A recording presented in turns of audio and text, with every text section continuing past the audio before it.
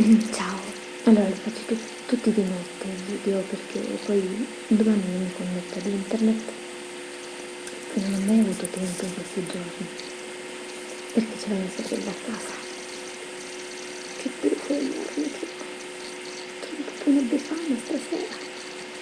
Vabbè, a parte il lamentele, guardate questo cuscino,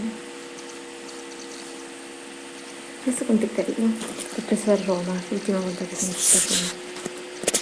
Che vi volevo dire? Il gioco che ho scritto su Twitter, adesso vi do la soluzione. Avete scritto,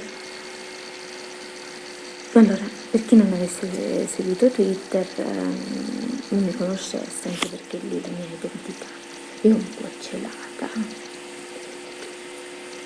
non vorrei proprio farmi conoscere, devi stare un po' così, un po'.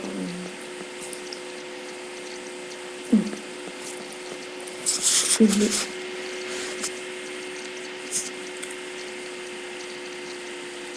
ragazzi, allora,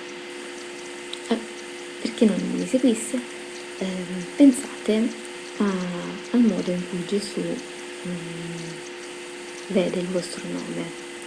C'era Santa Teresina di quando Gesù, che quando era piccola, passeggiava col papà, vide, guardò il cielo e disse: guarda papà, c'è il mio nome scritto in cielo.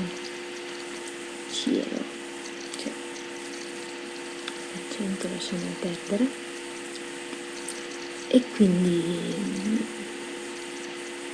diciamo che il Signore ha il nostro nome scritto nel palmo della sua mano, non c'è scritto nella Bibbia.